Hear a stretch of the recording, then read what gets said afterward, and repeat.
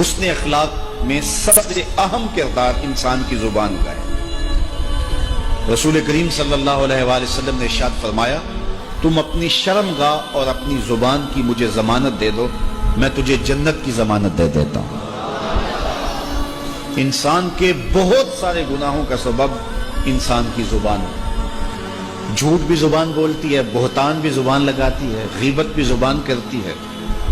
شکوے بھی زبان کرتی ہے، گالیاں بھی زبان دیتی ہے، سب و شتم یہ بھی زبان کا وظیفہ ہے،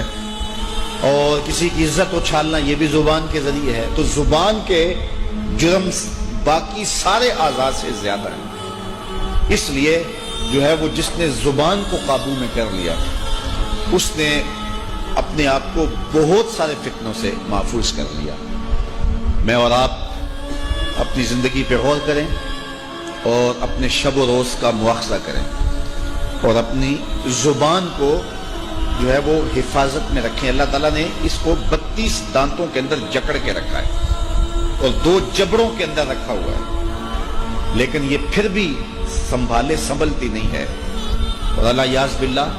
سب و شتم تو آج ہمارا شعار زندگی بن گیا ہے، اور چھوٹے چھوٹے بچوں کی زبانوں پر اتنی غلیظ گالیاں ہیں۔ میں ایک دن گھر سے نکلا تو کوئی 12-13 سال کا بچہ ہوگا، اس نے سکول کا بستہ بھی ڈالا ہوا تھا، سکول جا رہا تھا،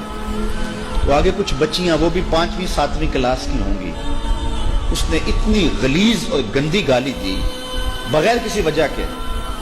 کہ مجھے ایسے لگا جس طرح میرے کانوں میں آگ لگ گئی ہے اور میری سانس رکنے لگی۔ خیر میں نے ہمت کر کے تیز قدم اٹھا کے اس کو کندھے سے پکڑا، تو اس نے جب پلٹ کے مجھے دیکھا تو شرمسار ہو گیا اور شرمندگی سے اس کو پسینہ آ گیا۔ میں نے اس کو کہا، بیٹے یہ جو تو نے گالی دی ہے،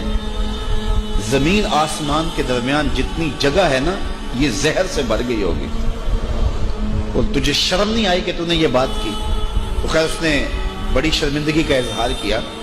تو آج ہمارا معاشرہ، یہ ایک عکس بتا رہا ہوں کہ اس عمر کے بچے اور یہ ہمارے معاشرے نے جو ہے وہ جو رنگ اختیار کر لیا ہوا ہے، اور آج غلاظت اور گندگی ہمارے ذہنوں کے اندر گھل گئی ہوئی ہے۔ وہ کسی زمانے میں ہوتا تھا کہ سفر کے دوران کسی پبلک پلیس پہ یا لاری اڈے پہ ہم جاتے تو وہاں مجبوراً واش روم میں جانا پڑ جاتا، تو وہاں اتنی غلیظ چیزیں اور باتیں لکھی ہوتی کہ شرم سے پانی پانی ہو جاتے۔ اب ان کے ہاتھوں میں سوشل میڈیا آ گیا، وہی گندے لوگ اور وہی غلیظ ترین لوگ جو پہلے واش روموں میں بیٹھ کے گندگی کی جگہوں پہ بیٹھ کے تحریر کیا کرتے تھے، آج انہی کے ہاتھوں میں سوشل میڈیا آ گیا ہے، اور ایسی ایسی مکروہ تصویریں اور غلیظ جملے۔ الیاذ باللہ، کیا یہ ایک مومن کی شان ہے؟ ایک مومن کی زندگی ایسی ہو سکتی ہے؟ آج ہم یہ بات کہہ رہے ہیں کہ ملک لبرلزم کی طرف بڑھ رہا ہے، اور آج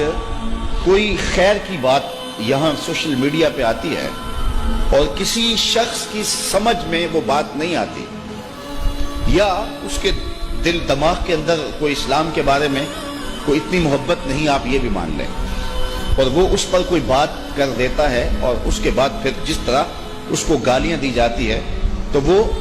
نہیں بھی اسلام سے دور تو ہم اس کو دھکا دے کے اسلام سے باہر نکال دیتے ہیں۔ تو مجھے بتاؤ کہ جب ہماری معاشرت کا یہ رنگ ہوگا تو پھر ہم کہاں لڑکتے ہوئے کہاں جا کے گریں گے؟ تو میں آپ سب نوجوانوں کو بالخصوص کہتا ہوں کہ ایسے تمام گروپوں سے نکل جائیں اور ایسے لوگوں سے اپنا تعلق ختم کر لیں کہ جو غلیظ اور گندی سوچ کے حامل ہیں،